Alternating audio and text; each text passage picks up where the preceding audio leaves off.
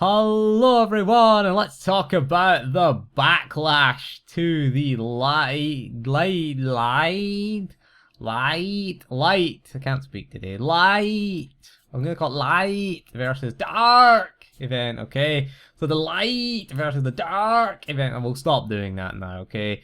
The dark versus light event, I got it right third time, really. I'm not re-recording that, I'm doing one take, because fuck it. Fuck it. I'm only doing that. So let's say the feedback has been negative. Let's see. And that's putting quite a positive spin on it. Let's say the feedback has been negative.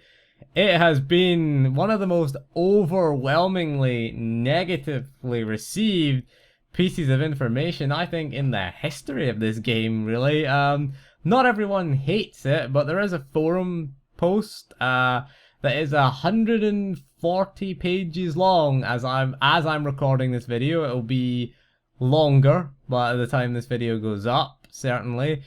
But it definitely, I'd say 98% of posts on the forums, posts on Reddit, posts on my channel have been negative. Okay, overwhelmingly negative. Okay, from veteran players mostly. Most of it stems from the character leveling achievement that you have to do. 8 characters to level 50. Now this is not... It is quite a time sink, but getting to level 50 is not that... It doesn't take a huge amount of time, to be honest, if you level efficiently. Okay, if you can level efficiently, you can hit level 50 by Alderaan, to be honest with you. So, plus you're going to get the 50% XP boost. If you invest in XP boosts, it doesn't take a huge amount of time. What has got a lot of people mad, though, is that it's not retroactive, okay? And I think it should be, personally. I'm with the people that say, should it be retroactive? Yes. If you have the legendary player icon, then you should be just granted that achievement. The rest of the achievements for legendary... fine. The crafting one is a bit annoying as well. Crafting one should be retroactive, and the 8 level 50s. The rest of them do all the hard mode flashpoints on the character. Yeah, okay, fair enough. Level an Imperial and Republic character to 65. Yeah, okay, it's not too bad. It is a bit of a grind, but it's not too bad.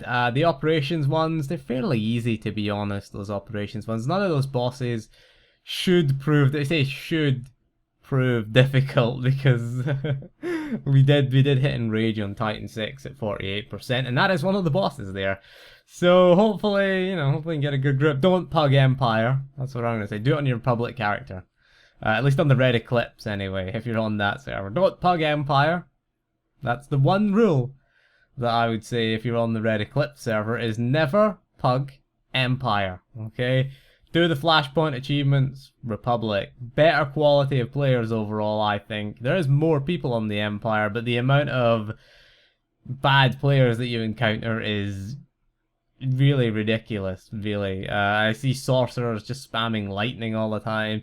Sentinels spamming their basic attack, whatever. You know, no one puts dots up. You think putting dots up would be a crime against humanity. Although in a tactical flashpoint, don't put dots up. I say that as someone, if you know how to play your class. If you put dots up in a tactical flashpoint, you are tanking that boss for the entire duration of the fight. Okay, because the dot's ticking away. And those dot ticks are doing more damage than that Sentinel who's spamming their basic attack. Gonna tell you that is true. That is true. Don't put dots up in a tactical flashpoint. You're just asking for trouble. Now that's my advice to you. But we'll get back to the event. What has gone wrong with the event? Well, there's nothing new really in terms of content. It is just literally play the game that you've been playing for the last 5 years over and over again. Just do it over and over again. And that's the problem with it. Is it is very, very grindy. The 8 characters to 50 is a bit of a slap in the face to the veteran players who've been around for a long time and they're not saying about elitist players. Or somebody say, oh, they're veteran, you mean elitist? No, veteran just means you've been around a long time. You could be a veteran story player, you could be a veteran casual player that's been around since launch. It doesn't really matter what you've done, really. A lot of people also, I've seen a few people complain about the PvP requirement. It's not a huge requirement. Queue for the Warzone. jump into the middle, spam AoE. It's what most PvP players do anyway. PvP players not the brightest of people in the world. I find is like just run in, spam the objective, watch as the other objective gets taken. Fair enough. You don't have to win 5 matches. You just have to play 5 matches. Valor rank 5 you should get roughly about the same time. So the PvP requirement is not huge. The Gree event requirement, kill 50 droids. You do that easily. There's hundreds of droids in the Gree event. That's fairly easy. The Rat Ghoul event to infect players, some people complaining about that as well, can be a bit difficult. I mean, I guess there'll be people selling it. You know, I guarantee it, willing to buy, willing to sell Rat Ghoul infection 500k or something like that. I imagine people will sell it to you, where you can just go into like a guild ship. Do it in a guild if you don't want it. Just get infected, go to your guild ship, get your 5 guild members around, infect them, get rid of the infection, and then just all infect each other. Just take it in turns. There you go. Just make a group, make a little guild event of it. And, you know, you can get that done, or stand next to the GTN. Usually people are absent-minded when they're next to the GTN, or find a bot. Just find some bots to stand next to and blow up next to some bots. Plenty of bots around this game, plenty of gold farmers and bots around, so you should be able to find something there at least to get that achievement. So that shouldn't be a huge issue. The world bosses, again, just make a guild group. Make a guild group and go farm the world bosses. If you're in a raiding guild or even a casual guild, honestly, world bosses can be done with sort of 4 people nowadays. I did the Nar Shaddaa one with a group of 4 people. We had a healer, 2 DPS, and I was a tank. And that's fairly easy. It's fairly easy to do world bosses these days. The only one is the Belsavis one. Might cause a few issues. You might need to bring but you can bring up to 24 people, so, you know, it's fairly straightforward. It's not as if you're going to be asked to do Nightmare Pilgrim. That would have been the worst one to do, is Nightmare Pilgrim. That's the hardest world boss in the game. Probably Primal Destroyer is probably probably the second hardest world boss, although the Monolith one on Ziost isn't that hard, to be honest. You can do it with 8 people.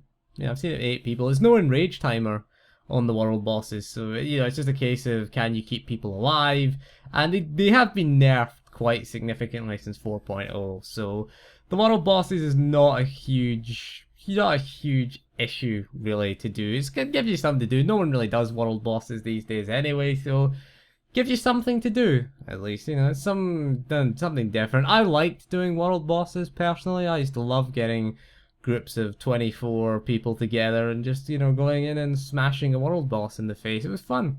Fun stuff back when this was an MMORPG, you know, back before it became a single player game. So we'll move on to the developers' response, which has been very, let's be honest, very disingenuous. I was quite angry at Eric Musco's response. I'm going to show you 2 of the gold posts from Eric.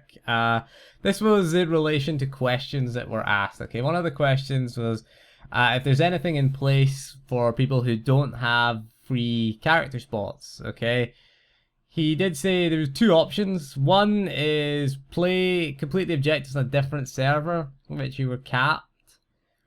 Again, people have friends on a server. People have guilds and communities that they've made on that server. So to tell them go and level on another server, not a fan of that. And the other one he said was purchase additional character slots. Yeah, get that cartel marketing, you know, which again is a slap in the face to subscribers. We should be given a free one. I agree with a lot of people saying give us a free character slot, okay? And the other one that was said, it was do the 8 characters need to be active at the time of the event?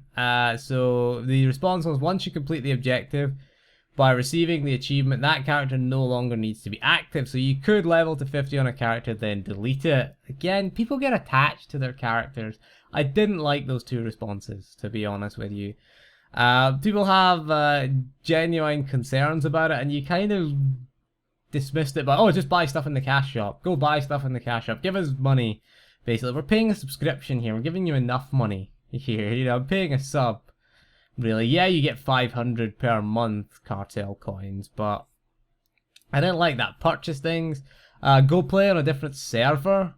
Yeah, it's like people have communities, people have friends on that server. You have your guilds, you know, you have friends.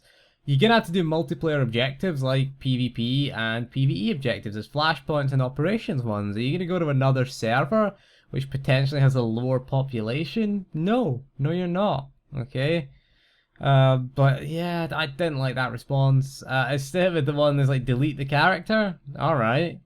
Yeah, it saves me buying things, but you know, I don't like that approach. People get attached to their characters. I've never deleted a character over level 30. I've deleted a few characters, but I mean, I deleted the one that I made at level 60, but I never really played much or did much story with him. I just did that for a video and then deleted him and then made another character at level 60. So, can't use level 60 tokens. That's the other thing we'll point out as well. Yeah, not really the best response that he gave us, so you know, people are attached. You know, you take that character from just a lowbie to, you know, even up to level 50, which isn't level cap anymore. It's still, you know, it's still a long journey at least. So I do have another nice little quote here from a Reddit thread.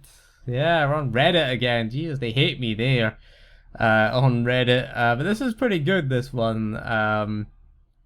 It says, this is from a user called BC Makoto. I hope I said that right. Makoto. Yeah, we'll go with that. It says, guys, we get it. You hate server and guild communities. Yes, exactly. These evil things give us a sense of social communication. As gamers, I think we do hate social interaction. Okay, that was pretty, do we hate it? Simple problem, there's people who have built legacies and main characters over the past years, who have guilds they love to chat with, and who have friends on a server. Again, that's what I said earlier in the video. Those who are playing the game for story focus already have maximum character slot occupation. That's what happens when you're a story player. I have 19 characters on the progenitor. Jesus.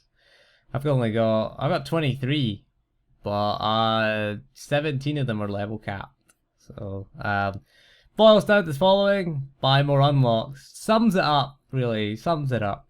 It's quite a long post. I'm not going to read the entire post here, but it is a very long post, and I agree with virtually everything that's said there. It's a very, very good post. I will put a link in the description to it. I'll have to remember and do that. I always say that. I'll put a link and then I forget the link. So I'll put a link in the description. I will put a link to the description to that video, so you can check it out there. I agree with broadly what's being said.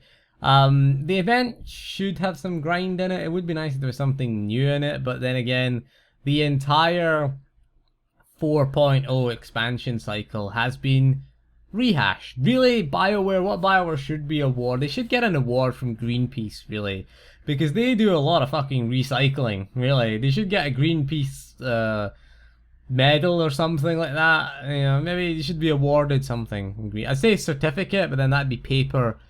Cut down a tree for that paper. No. If Greenpeace ever give out certificates, just point that out to them. Unless it's recycled paper, obviously.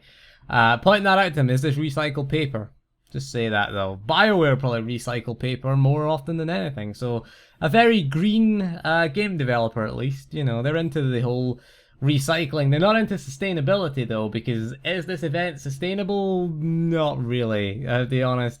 So players are in a state, it's fairly obvious that nobody likes this event. I'm probably going to have a go at doing the Legendary. I'm not saying that I'm going to get it, but I'm going to have a go at it at least and see if we can get Legendary. It'll be fun. We'll stream it. It's an excuse to live stream. I'll be honest with you, I pretty much ran out of SWTOR content to cover.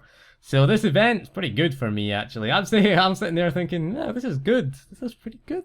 It's a shit event, but this is good. I can make videos off of this. And, you know, there's a, you know, chance to make some videos and have a discussion about this. So, yeah, it gives me something to talk about, because, honestly, I had nothing to talk about with SWTOR. We had 4.6 coming in June 28th, which has Chapter 15 in it. I had that to talk about, and that was it, really. But now we've got stuff to do, stuff to stream, you know, so I guess I like the event. I don't like it from a gameplay standpoint, but from a YouTube standpoint, yay, event. You know, it's something to talk about. Even the negative reaction is something to talk about there. So, you know, I'm not happy with the contents of the event, but I'm happy with the discussion about the event itself. That's what I'm happy about. So anyway, that is all for this video. So thank you for joining me, and we'll see you again soon. And goodbye.